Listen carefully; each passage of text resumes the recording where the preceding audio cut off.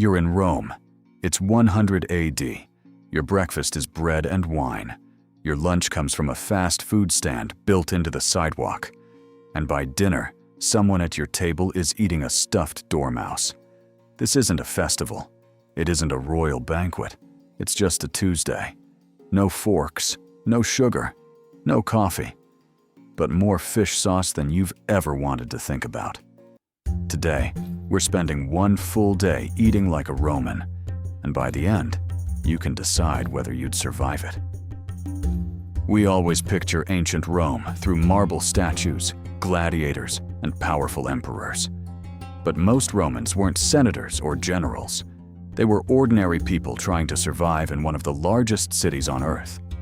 At its peak, Rome had more than 1 million people packed into a single city, and every one of them needed to eat. So what did a normal day of food actually look like? Let's find out. The Roman day starts before sunrise. No alarm clock, no coffee, no breakfast sandwich. Instead, you grab a piece of bread. That's breakfast. Roman bread was dense, coarse, and filling, baked in communal ovens the night before and sold fresh in the morning. Some people dipped it in olive oil, others rubbed it with garlic. Most ate standing up, walking through the streets, or leaning in a doorway on their way to work. And here's where things get strange. If you were wealthier, you might dip your bread in wine at 6 in the morning. To modern ears, that sounds ridiculous. But Roman wine was heavily diluted with water. And in a city where the Tiber wasn't exactly filtered, wine was often the safer option. If you were lucky, breakfast also included a few olives, a piece of cheese, or some figs. That's it. No eggs, no bacon, no sugar. By modern standards, you've barely eaten anything, and your workday is only getting started. By midday, you're hungry again. And here's something most people don't realize. Many Romans didn't have proper kitchens. Most city residents lived in crowded apartment buildings called insulae, cramped, multi-story, and so vulnerable to fire that cooking at home was often banned entirely. So instead, people ate out. All over the city were food counters called Thermopolia, ancient Rome's version of fast food.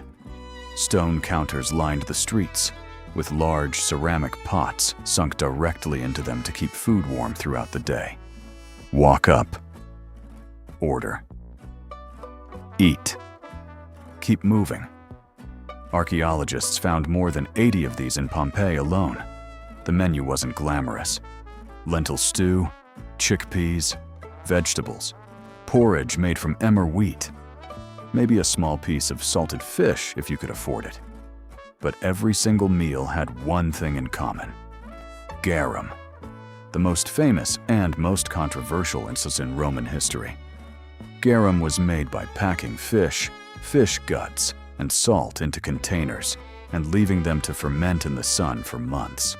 The result was a strong, salty liquid that smelled awful and tasted extraordinary. Romans poured it on meat, vegetables, stews, eggs, pretty much anything edible. Imagine ketchup, hot sauce, and soy sauce rolled into one pungent bottle. That's garum. It became so popular that entire neighborhoods of Rome specialized in producing and selling it. And if you're eating like a Roman, you're definitely eating garum, probably more than once today. Now we reach the main event, dinner, or as the Romans called it, Cena. This wasn't just a meal, it was the center of Roman social life. People structured their entire day around it. For wealthy Romans, dinner could last for hours. Guests reclined on couches. Servants moved constantly through the room. Wine cups were refilled again and again, and a formal dinner had 3 stages. First, the gustatio, appetizers of eggs, salted fish, and vegetables. Then the prima mensa, the main courses, roasted meats, legumes, seafood, and of course, more garum. But wealthy Romans didn't just eat to satisfy hunger, they ate to impress. The stranger the food, the greater the status. A host might serve sea urchins, or jellyfish, or dormice stuffed with pork and pine nuts. And yes, Romans ate flamingos. Actual flamingos, not the pink lawn decoration. The bird. Whole, roasted, sauced with garum. Meanwhile, most ordinary Romans were eating something far more modest. Another bowl of grain porridge, some vegetables from the market, a little bread, a small amount of diluted wine. While the rich displayed exotic food imported from across the empire, the poor were simply trying to get enough calories for another day of physical labor. But there was one drink shared by almost everyone, rich and poor alike. Posca, a mixture of vinegar and water. Soldiers drank it. Workers drank it. Travelers drank it. It sounds terrible, but historians believe the acidity made it surprisingly refreshing, and it helped preserve the drink in a city where clean water was never guaranteed. Ancient Rome's sports drink. So, could you survive a day eating like a Roman? Probably. Would you enjoy it? That's a very different question. No coffee. No chocolate. No potatoes. No tomatoes. No sugar. No forks.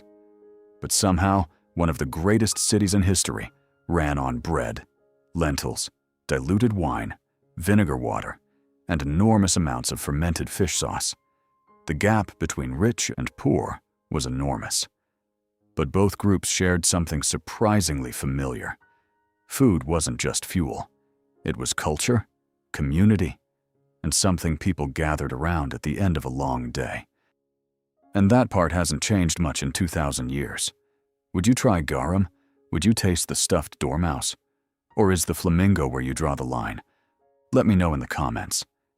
And if you're curious what Romans drank at their wildest dinner parties, that video is right here. See you there.